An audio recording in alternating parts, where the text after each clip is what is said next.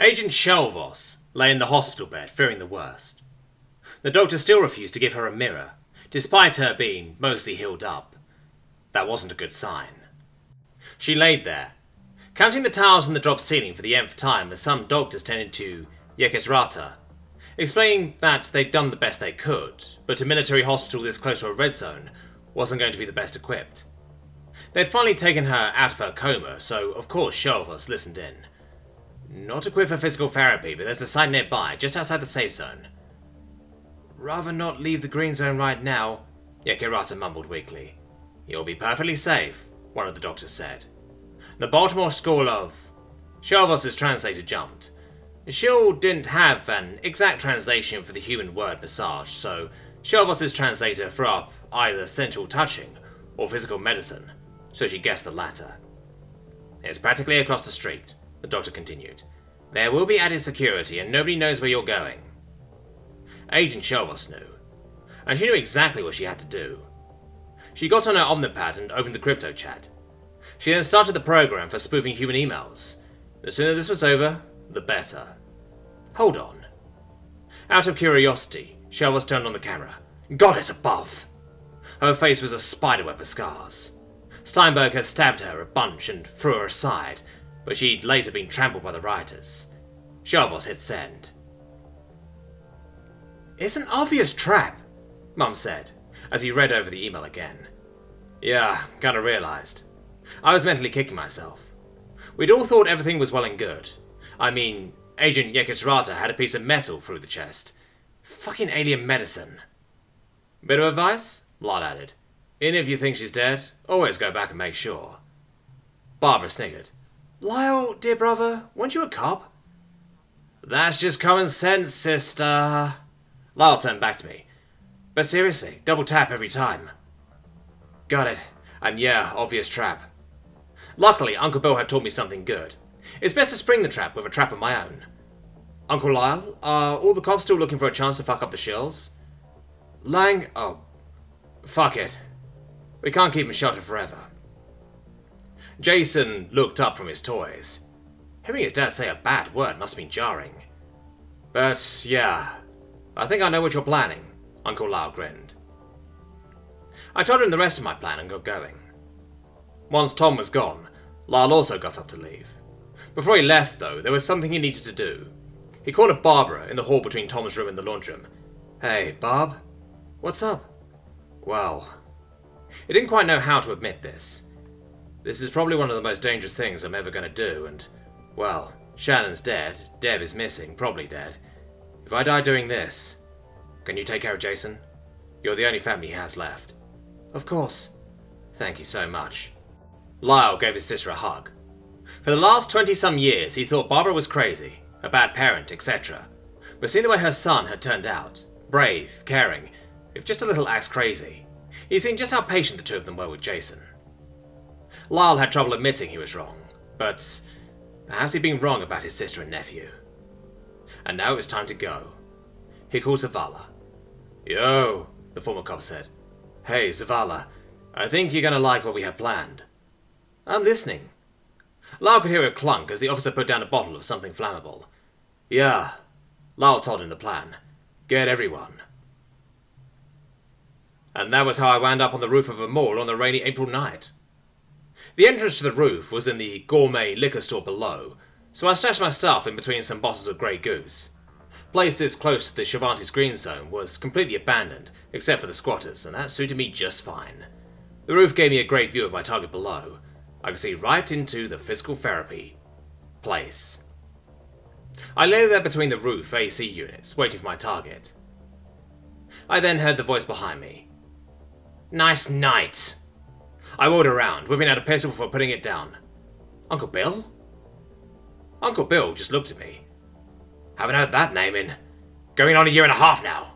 You must know Tom. My heart sank. I knew I looked nothing like the old Tom.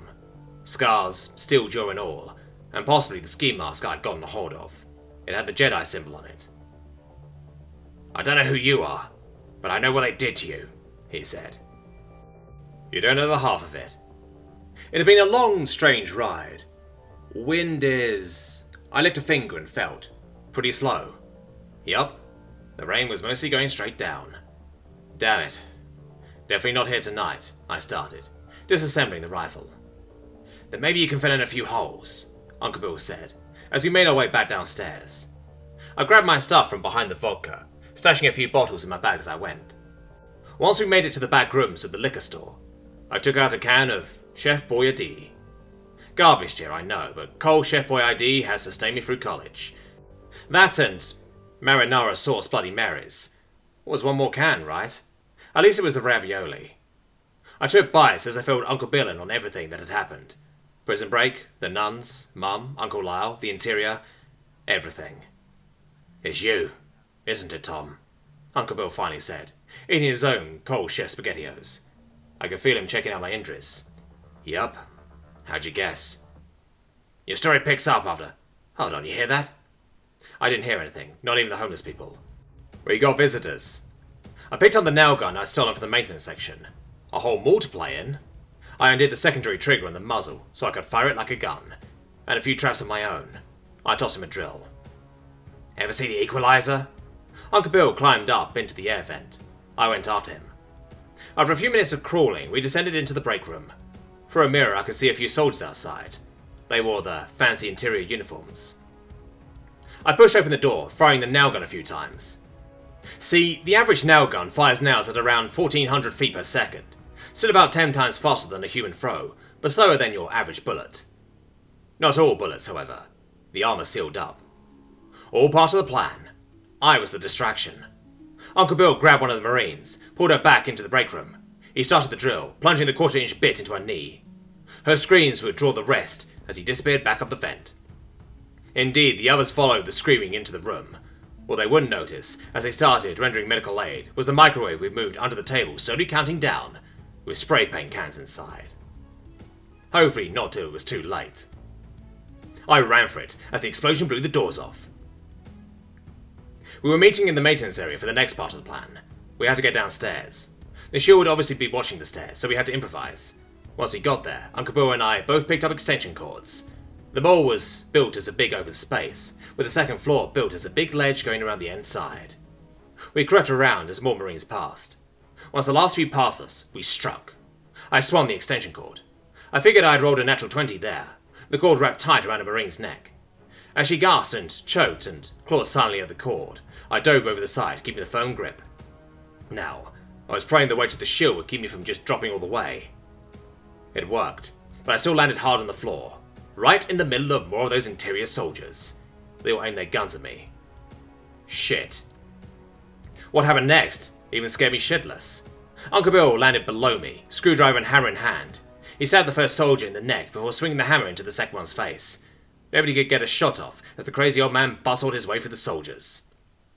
One of the soldiers was smarter than her sisters. She grabbed me, holding me out in front of her. I could pretty much hear the brakes squealing as Uncle Bill stopped in his tracks. Give up, old man! The interior soldier put on a mask of bravado, but I could hear the fear in her voice. Put the weapons down now, okay? Do it! She sounded like she was going to piss herself. Yeah, do it, I said, cocking my head to the side. Uncle Bill must have got the message. He threw the hammer. I could feel it sail by less than an inch from my ear as it shattered the soldier's helmet visor. I was pelted with smashed teeth as she let me go and sank to the floor, moaning. I don't think either of us counted on the next thing we heard being slow clapping. Even the remaining soldiers put their guns down, confused. Very good, human, a voice said. An officer stood there, helmetless. When I was laying there in the hospital, I knew that we weren't going to solve this by just throwing soldiers at you. Every chance we had, we squandered relying on our technology. You humans, though, you're fighters. You told me that when you escaped from prison, evading me at every turn. The riots in the interior building, even now. Sorry, who are you? I was genuinely confused. You don't recognize me from the... What's the word? Convent? You made me, Thomas Steinberg. Agent Shelver stepped into the light. She looked nothing like the bitchy agent I knew and hated. If I had to think of somebody, she looked almost like an exaggeration of me. I had my scars, but Shelvas? She was straight up disfigured. She looked almost as if she had been sewn back together from 3 different people. You told me to think like a human. Set everyone to keep on fighting, eh? And look at that! I caught one!